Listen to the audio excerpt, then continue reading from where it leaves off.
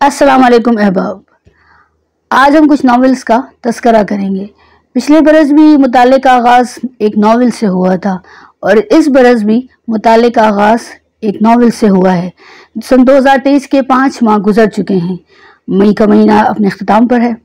और इन 5 महीनों में मैंने 10 नावल्स पढ़े हैं और उनमें से हम 5 नावल का फिल वक्त इस वीलॉग में तस्करा करेंगे मुख्तसर सा। और क्योंकि मुताले का आगाज़ भी एक नावल से ही हुआ है, गो के वो एक खुदनविश्त है, लेकिन उर्दू अदब के नकाद उसको नावल का नाम दे रहे हैं। तो ये खूबसूरत खुदनविश्त है जो एक नावल की सूरत तहरीर की गई है और इसके बारे में तफसीली व्लॉग भी मैं बना चुकी हूँ। तहरीरी तफसीली तबसरा भी हम भी कर चुके हैं, हमारे अहबाब भी कर चुके हैं, अखबारात में भी आ रहा है और ये खुदनविश्त आजकल चर्चा में है। और इस खुदनविश्त का उन्वान है ज़र्द मौसम की याददाश्त। उसके मुसन्निफ हैं डॉक्टर अरशद रिजवी साहब और तफसीली व्लॉग मेरे चैनल पर मौजूद है, आप लोग देख सकते हैं। किताब के एजाज़ में कई तकारीब भी हो चुकी हैं जिसकी तस्वीर हमने वक्तन फ़वक्तन शेयर की हैं। एक तकरीब में मैंने भी एक छोटा सा मजमून पढ़ा था, वो मजमून भी मेरी वॉल पर मौजूद है, आप वहाँ पढ़ सकते हैं। इसके अलावा हम बहुत कुछ बता चुके हैं किताब के बारे में और बहुत हमारे सीनियर असातिज़ा और उर्दू अदब के नकाद बता रहे हैं। तो किताब अगर आपने अब तक नहीं मंगवाई तो आप ज़रूर इसको फजली बुक सेंटर से मंगवा सकते हैं। और अच्छी बात जो है, बहुत सारी जो पहले भी मैं बता चुकी हूँ, आप सबको मालूम ही है, सीनियर अदीब हैं हमारे डॉक्टर अरशद रिजवी और साहिब असलूब अदीब हैं। और यासियत दुख तो है साथ साथ एक और, जब मैं बार बार पढ़ती हूँ जिनकी किताब, क्योंकि बहुत अच्छा लगता है इसको पढ़ना। तो जब उनकी तहरीर पढ़ रहे थे, चाहे वो अफसाना हो या ये खुदनविश्त है, तो एक और चीज़ का इंकशाफ पिछले दिनों हमारे एक दोस्त और हम डिस्कस कर रहे थे कि वो जो रुमान का लेवल है उस तक पहुंचना भी एक बड़ी बात है। तो उसको तहरीर करना और उसको ढूंढना, रुमान को, एक तो यासियत तो चल रही है, साथ साथ एक उदासी, एक गहरी उदासी भी है, लेकिन एक जो रुमान है और उसका लेवल तक पहुंच जाना एक बहुत बड़ी बात है। तो हमारे दोस्त ने मुझे एक छोटा सा इक़्तिबास भेजा था, उन्होंने कहा आप देखिए, ये आप जिक्र करती हैं दुख का, यासियत का, मौत की जो जस्तुजू है उसका, तो आप इस रुमान का जिक्र क्यों नहीं करती? शायद आपने महसूस नहीं किया। मैंने कहा नहीं, मैंने महसूस किया है, लेकिन जो चीज़ मेरे ऊपर हावी आई वो उदासी थी। तो उदासी जो है वो उसकी तरफ मेरी तवज्जो रही, लेकिन जो रुमान है वो भी एक कमाल का रुमान है इसमें, और वो लाल रंग से है, तो लाल रंग की लिपस्टिक से है और लाल रंग के कपड़ों से है। तो वो ज़रूर आप लोग इस खुदनविश्त जब पढ़ेंगे तो आप लोगों को अंदाज़ा होगा कि डॉक्टर अरशद रिजवी का जो फ़हम है और उनकी जो फिक्शन का लेवल है वो बहुत ऊंचे दर्जे का है और उसको बहुत इंजॉय करके पढ़ना चाहिए। तो उदास होकर भी पढ़ सकते हैं, गो कि मैं तो उदास होती हूँ वैसे, क्योंकि मुझे लगता है कि मुसन्निफ़ की उदासी मेरे दिल तक पहुँच रही है। तो आप लोग ज़रूर ये मंगवाइए और खुदनविश्त ज़र्द मौसम की याददाश्त। दूसरा नावल जिसका हमने मुताला किया है इस बरस, उसका उन्वान है जहन्नुम जागता रहता है और इसके मुतरजम हैं सलीम अख्तर डेरा साहब, जिनका ताल्लुक चिनियोट से है और वो दरस व तदरीस के मुकद्दस पेशे से वाबस्ता हैं। और ये नावल है अफ्रीकी मुसन्निफ चेनेवा अचेबे का, और चेनेवा अचेबे अफ्रीकी अदब में एक नुमाया मकाम रखते हैं, बल्कि आलमी अदब में एक नुमाया मकाम रखते हैं। गो कि उनका नाम अदब के नोबेल प्राइज़ के लिए अभी तक नामजद नहीं किया गया है, जिसकी बहुत सारी सियासी वजूहात हैं, लेकिन इससे कोई फ़र्क नहीं पड़ता क्योंकि अचेबे का काम तर्जुमा हो रहा है दुनिया की मुख्तलिफ ज़बानों में और अचेबे को पढ़ा जा रहा है, आज से नहीं, काफ़ी पहले से। तो जहन्नुम जागता रहता है, इसका इंग्लिश नाम है the no longer it is. जहन्नुम जागता रहता है पर मैं तफसीली तहरीरी तबसरा कर चुकी हूँ जो मेरी वॉल पर मौजूद है और मुख्तलिफ ग्रुप्स में मैंने पोस्ट किया था, क्योंकि अचेबे के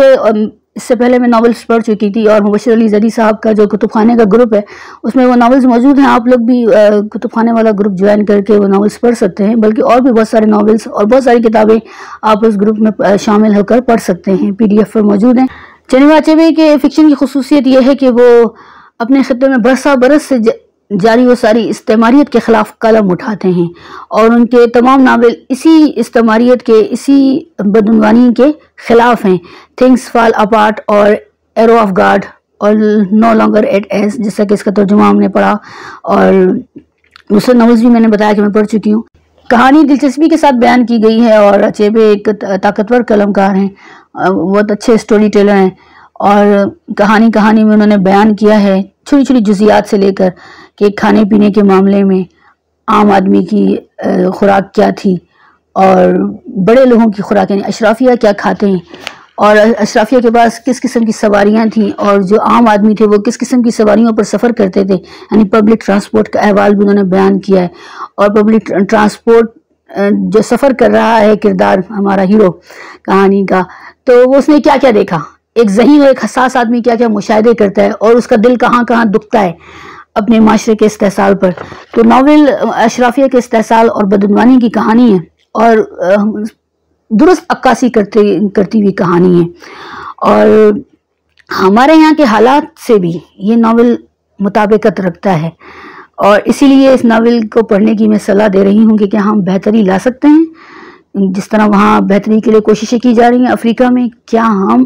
اپنے خطے میں اپنے ملک میں بہتری لا سکتے ہیں، اس ناول کو پڑھ کر کچھ سیکھ سکتے ہیں، کیونکہ بہرحال ناول میں سبق ہے اور اچیبے کی بلکہ ہر ناول میں سبق ہے۔ اچیبے کا ایک اور ناول بھی ہے، میرے ذہن میں نام نہیں آ رہا، کچھ دن پہلے ہی تو پڑھا تھا، اب بہرحال اس کا اردو ترجمہ ہے عوام کا نمائندہ، تو وہ بھی بہت زبردست ناول ہے۔ جب میں ناول پڑھ رہی تھی تو ایک اور جو احساس تھا وہ شدت سے یہ تھا کہ اشرافیہ یعنی حکومت اور بیوروکریسی اور سرکاری افسران تو بدعنوان ہیں ہی، وہ استحصال تو کرتے ہیں، لیکن ایک عام آدمی کس طرح سادہ لوئی سے اس استحصال کا شکار ہو جاتا ہے یا پھر اپنے مفاد کی خاطر اسی دائرے میں داخل ہو جاتا ہے، اس پر بات ہونی چاہیے۔ تو یہ ناول پڑھنے کی صلاح اسی لیے دی جا رہی ہے کہ شاید ہم اس ناول کو پڑھ کر کچھ سیکھ سکیں اور ایک اچھی روایت قائم کر سکیں اپنے آنے والی نسلوں کے ریلیف کے لیے، ان کو آرام دینے کے لیے۔ تو ناول جہنم جاگتا رہتا ہے ضرور منگوائیے، اکس پبلیکیشنز نے شائع کیا ہے اور وہاں سے آپ منگوا سکتے ہیں یہ ناول۔ تیسرا متاثر کن ناول جو ہم نے پڑھا اس کا عنوان ہے پیلی بارش، اور اس کے ہسپانوی مصنف ہیں جن کا نام ہے جولیو لیامازاریز، اور اس کا انگریزی سے ترجمہ کیا اجمل کمال صاحب نے، اور یہ سٹی پریس بک نے ناول شائع کیا ہے۔ جولیو لیامازاریز 6 ناولز، کئی مضامین اور نظموں کے مصنف ہیں اور کئی مجموعے ان کے موجود ہیں، اور عالمی ادب میں اہم نام ہے جولیو کا، اور 1955 میں وہ پیدا ہوئے تھے، اور جب ان کی بستی یعنی ان کا گاؤں ایک ڈیم بنانے کے نتیجے میں زیر آب آ گیا تھا۔ چند برس گزرنے کے بعد جب پانی کا وہ ذخیرہ خالی کیا گیا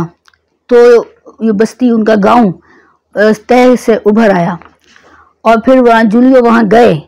اور وہاں کیچڑ اور مردہ ٹراؤٹ مچھلیوں سے بھری گلیوں میں گھوم پھر کر اپنا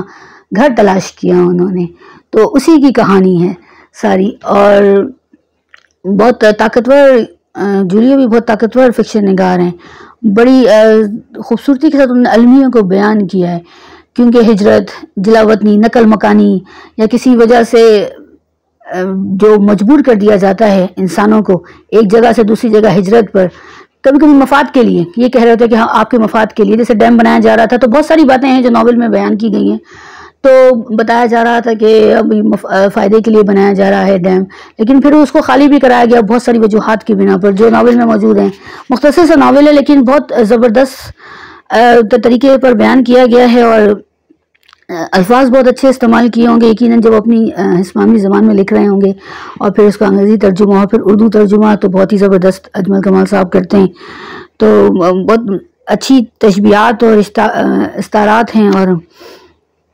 میں تھکن سے چور ہو کر اس مکان اور راستے کے پاس شاہ بلوط کے ایک پیڑ کے نیچے گھاس پر گر پڑا۔ میں اس قدر تھک چکا تھا کہ میرے لیے سانس لینا بھی دشوار تھا، اور ان کے ساتھ ساتھ ایک کتیا جو ہے وہ چل رہی تھی، تو بہت ایک افسوسناک بھی ہے، دردناک المیہ ہے جس کو بیان کیا ہے جولیو نے۔ جولیو ایک منجھے ہوئے قلم کار ہیں، اور ان کی بنیادی موضوعات ہی ثقافت ہے اور قدرتی منظر کشی، تو وہ جو بیتی ہوئی ثقافت ہے اس کی یادآوری بہت اچھے انداز میں کرتے ہیں، اور لگاتار کہانی بیان ہوتی ہے۔ یہ خوبی مجھے بہت اچھی لگی کہ وہ لگاتار کہانی بیان کرتے ہیں۔ جب میں کسی ایسے مصنف کو پڑھتی ہوں جو بہت متاثر کر رہا اس کا اردو ترجمہ، تو میں ضرور ان کی کوشش کرتی ہوں کہ میں انگلش ترجمہ بھی حاصل کروں اور پڑھ سکوں۔ تو جولیو کی مزید تحریر میں نے انٹرنیٹ پر ڈھونڈ کر پڑھی، PDF پر منگوائیں دوستوں سے، تو ان کی جو منظر کشی بہت خوبصورت انہوں نے نظموں میں بھی کی ہوئی ہے، اور ایک حساس انسان، ایک حساس مصنف ہی کر سکتا ہے نا، اپنے علاقے کی، اپنے گاؤں کی، اپنے گھر کی، اپنے علاقے کے میں موجود درختوں کی، پرندوں کی، جانوروں کی، جیسے کہ میں نے بتایا کہ اس میں ناول میں بھی ایک کتیا کا ذکر ہے جو ان کے ساتھ ساتھ سفر کر رہی ہے، تو بہت زبردست ان کی منظر کشی ہوتی ہے جولیو کی، اور وہ ایک طاقتور اور منجھے ہوئے قلمکار ہیں، تو یہ ان کی نمایاں خوبی ہے۔ اور میرا دل چاہ رہا ہے میں کچھ سناؤں اس میں سے، کیونکہ میں نے بہت سارے میں نے نشانات لگا کے رکھے ہوئے تھے۔ میں نے اینائی کے زوال کے سست رفتار متواتر عمل کو ایک ایک دن کر کے جیا ہے، میں نے مکانوں کو ایک ایک کر کے شکستہ ہوتے دیکھا ہے، اور اس عمل کا راستہ روکنے اور اپنے مکان کو اپنا مقبرہ بننے سے باز رکھنے کی کوشش کی ہے۔ ان تمام برسوں میں بے بسی سے پاس کھڑے ہو کر اس طویل صفاق جان کنی کی اذیت کو دیکھتا رہا ہوں۔ ان برسوں میں اپنے گاؤں کے ایک حتمی زوال کا واحد گواہ رہا ہوں، جو شاید میری پیدائش سے بھی بہت پہلے مر چکا تھا۔ مجھے اس مکان کا بہت بڑا صدر دروازہ، کوبیدہ لوہے کی بالکنی اور وہ باغ یاد ہے جہاں ہم بچپن کی کھیلوں اور مہموں کے دوران جا کر چھپ جایا کرتے تھے، لیکن مجھے وہ دن بھی اچھی طرح یاد ہے جب وہ لوگ گاؤں چھوڑ کر گئے تھے۔ تو بہت زبردست ان کا فکشن ہے، تو یہ کتاب ضرور آپ منگوا سکتے ہیں، اس کی قیمت بھی زیادہ نہیں ہے، صرف 260 روپے کی کتاب ہے۔ چوتھا متاثر کن ناول جو ہم نے پڑھا اس کا عنوان ہے شب ہجراں، اور اس کے مصنف ہیں سرور غزالی صاحب۔ سرور غزالی صاحب کے افسانوی مجموعے سورج کے اغوا پر میں ایک تفصیلی ویلاگ بنا چکی ہوں، اور اس کے علاوہ سرور غزالی صاحب کے افسانچوں کو بہت پذیرائی ملتی ہے، آپ سب واقف ہی ہیں، ان سے افسانچے پڑھتے رہتے ہیں آپ لوگ ان کی وال پر۔ اور پچھلے دنوں ہم نے ان کے ایک اور ناول دوسری ہجرت پر زوم پر ایک سنجیدہ گفتگو کی گئی، جس میں بھی شامل تھی، اور بہت سارے سینئر ہمارے ادیب موجود تھے جنہوں نے اس ناول پر گفتگو کی، انڈیا سے بھی ہمارے ادیب موجود تھے۔ تو سرور غزالی صاحب کا بنیادی جو موضوع ہے ناولز کا وہ ہجرت ہے، کیونکہ 3 ہجرت میں تو 3 ہی کہوں گی ان کی زندگی میں ہو چکی ہیں۔ ایک پاکستان جب بنا تب، پھر وہ لوگ بنگلہ دیش چلے گئے تھے، وہاں سے ہجرت ہوئی، پھر وہ پاکستان جب آئے تو پھر وہاں اب وہ جرمنی میں سکونت پذیر ہیں، تو یعنی یہاں سے بھی انہوں نے ہجرت کی، تو وہ ہجرت بنیادی موضوع ہے ان کے ناول دوسری ہجرت کا بھی، اور صداقت وقت بیان کی گئی ہے ان کے ناولز میں۔ ان کے ہجرت ایک ایسا المیہ ہے جو وقت کی صداقت ہے، جو تقسیم ایک المیہ تھا، اور اس تقسیم کے نتیجے میں ہونے والی ہجرت کے جو ثمرات تھے، جو اثرات تھے، وہ اسی وقت کے لوگوں کو معلوم تھے، اور بیان گو کہ بہت کیا گیا ہے، تقسیم کے المیہ کو بہت بیان کیا گیا ہے۔ سب سے پہلے تو منٹو صاحب نے بیان کیا ہے اپنے افسانچوں کے ذریعے، اپنے افسانوں کے ذریعے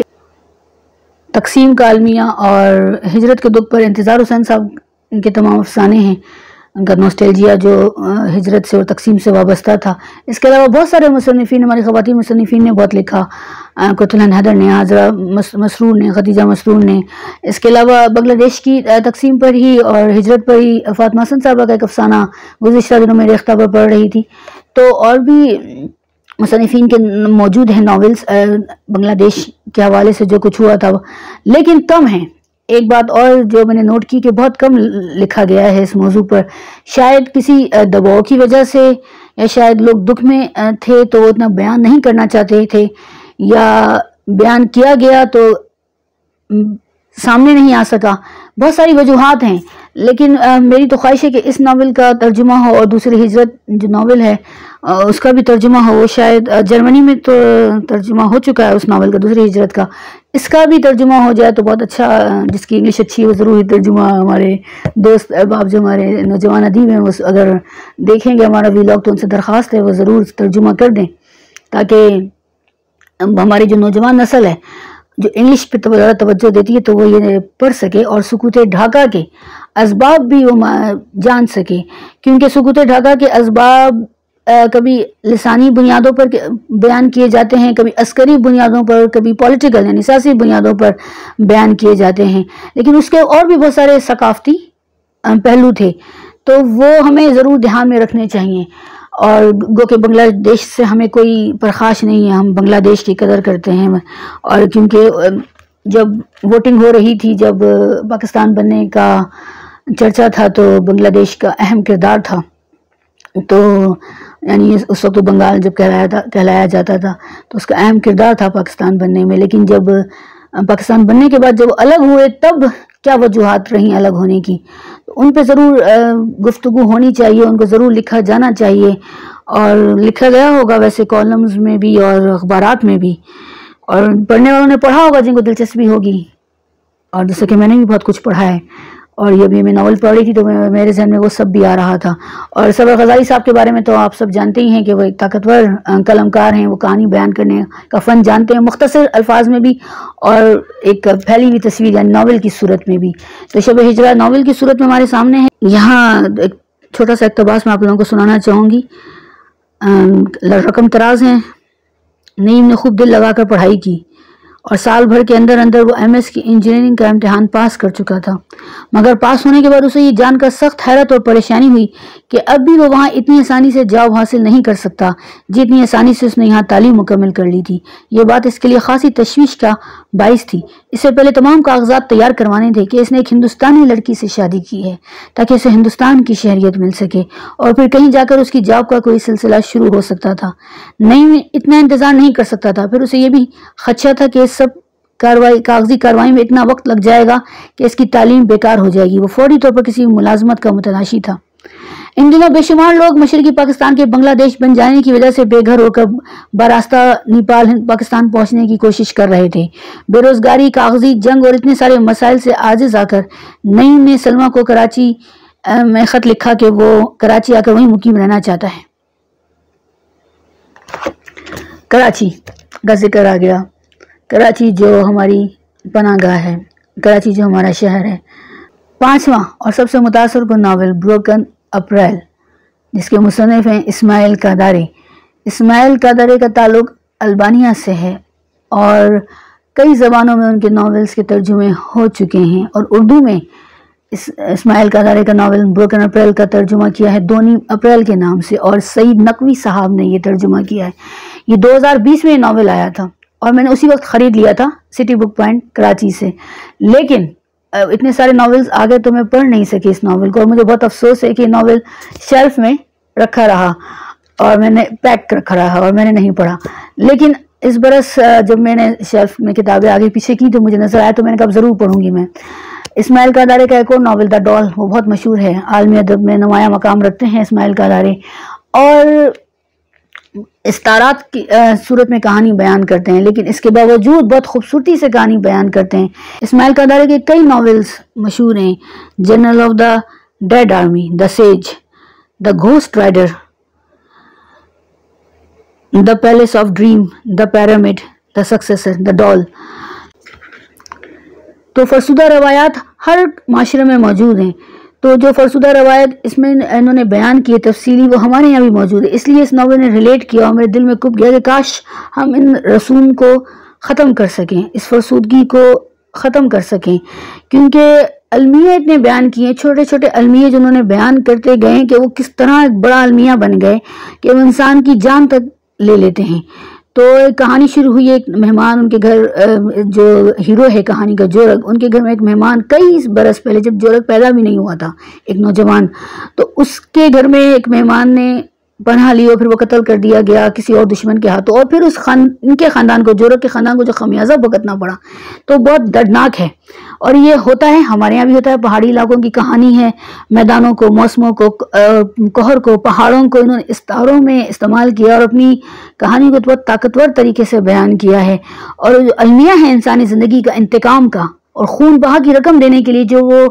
خاندان خون بہا کی رقم دے رہے ہیں، وہ خود تو اتنا پیٹ بھر کے کھانا نہیں کھا رہے ہیں لیکن وہ خون بہا کی رقم دے رہے ہیں، تو وہ مجھے بہت دکھ ہوا پڑھ کر کہ وہ خود بھوکے ہیں لیکن وہ خون بہا کی رقم جمع کر رہے ہیں اور وہ سفر کر رہے ہیں پیدل. پہاڑی علاقوں کے لوگ ویسے ہی پیدل سفر کرتے ہیں ہر جگہ. جس وقت یہ کہانی ہوگی شاید اس وقت ذرائع آمد و رفت نہیں ہوں گے، ہمارے یہاں تو ابھی بھی نہیں ہے. جب ہم تو پہاڑی علاقوں میں جاتے ہیں تو وہ سیر کرنے جاتے ہیں، لیکن ہم دیکھتے ہیں کہ وہ بچے جو وہاں موجود ہیں وہ اسکول بھی جا رہے ہوتے ہیں پیدل، کئی میل پیدل چل کر، اور وہ لفٹ مانگ رہے ہوتے ہیں سیاحوں سے، اور جو دوسری گاڑیاں آ جا رہی ہوتی ہیں سڑک پر کبھی کبھی جو گزرتی ہیں. ذرائع آمد و رفت کتنے محدود ہوتے ہیں پہاڑی علاقوں میں، تو اسی پہ لکھا ہے کہ وہ کئی میل پیدل چل کے گیا، خون بہا کی رقم دینے وہاں قلعے میں گیا، اس کو بھوک لگ رہی تھی، تو وہ میں پڑھ کے بہت مجھے دکھ ہوا، اور بہت عرصے کے بعد کسی ناول کے اختتام پر میں رو رہی تھی، کیونکہ وہ مار دیا گیا جو ہیرو، جبکہ وہ ان کی منگیتر بھی ایک بیماری سے مر گئی تھی، اور پھر ان کو ایک لڑکی اور پسند آ گئی تھی جو وہاں سیاح کے طور پر آئی تھی، تو ایک محبت کی کہانی بھی جو ساتھ چلی، اور وہ اس محبت کا اظہار نہیں ہو سکا، وہ محبت کو پا نہیں سکے، ان کو مار دیا گیا، تو وہ بہت ایک دکھ کی کیفیت ہے ناول میں۔ اور سبق کیا ہے؟ ہر عالمی ادب میں جو ناول پڑھا جاتا ہے، اس کو پڑھنے کی ترغیب دی جاتی ہے، وہ سبق کے لیے دی جاتی ہے، تو وہ یہی سبق ایک قدیم فرسودہ اور نقصان دہ روایات ہیں، ان کی بنا سوچے سمجھے پیروی کرنا، اور اندھا دھند ان قوانین کی پاسداری کرنا جو انسانوں کے لیے خطرناک ہیں، نقصان دہ ہیں، ان کی جان لے سکتے ہیں، تو اور ان کے اوپر آنکھیں بند کر کے بس عمل کرتے جانا، تو یہ بہت ایک المیہ ہے، اس کو بدلنے کی کوشش کرنی چاہیے، جو کہ ہو بھی رہی ہے، بہت سارے معاشروں میں ہو چکی ہے، مہذب معاشروں میں، اور ہمیں بھی کوشش کرنی چاہیے، کیونکہ ہمارے یہاں بھی یہ قبائلی خاندانی دشمنیاں چل رہی ہیں، ابھی تک چل رہی ہیں۔ پچھلے ہفتے بھی اخبار میں نے خبر پڑھی کہ قتل کر دیا گیا، یہاں آ کے دوسرے شہر میں آ کے قتل کر دیا گیا ان کے گاؤں سے لوگوں نے، تو یہ آپ دیکھیں کہ ابھی تک ہم اس المیہ کا شکار ہیں، ہم انسانوں کی قدر ہی نہیں کرتے، ہم انسانوں سے محبت ہی نہیں کرتے، اگر ہم کوئی بوسہ جس میں تذکرہ ہو، کسی اس کہانی میں بوسے کا تذکرہ ہو، شعر میں تذکرہ ہو، ہم اس کو کہتے ہیں یہ بولڈ، یہ واہیات، یہ بیہودہ ہے، ہم تھپڑ کو پسند کرتے ہیں، ہم گولی کو پسند کرتے ہیں۔ تو ہماری تو کلاسیکی شاعری کی تھی، رومانوی شاعری ہے، ہمارے تو خطے میں رومانس، رقص پہچان تھے ہمارے خطے کی، تو لیکن ہم نے تو گولی بنا دی اس کی پہچان بدقسمتی سے۔ تو یہ سب انسانی رویوں کی کہانیاں ہیں، اور اسماعیل قادری نے بہت خوبصورتی سے انسانی رویوں کی کہانیوں کو بیان کیا ہے، کوشش کی ہے انہوں نے کہ یہ رویے بدل جائیں، تو ان کا قلم بہت طاقتور ہے، دا ڈال بھی ان کا بہت زبردست ان کا ناول ہے، تو ہم ضرور اس پہ بھی بات کریں گے، اور پیرامڈ بھی ہے ان کا ناول، تو اس پہ ہم ضرور ڈسکس کریں گے۔ فی الحال تو یہ ناول اگر موجود شاید مل جائے آپ لوگوں کو، تو اسد صاحب کو میں ٹیگ کر رہی ہوں، آپ ان سے منگوا سکتے ہیں، اگر کیا پتہ ان کے پاس کچھ کاپیز ہوں تو آپ بروکن اپریل کی تو ضرور پڑھیے، 2 اپریل، اور اسماعیل قادری صاحب کی قلم کی داد دیجیے۔ بہت بہت شکریہ۔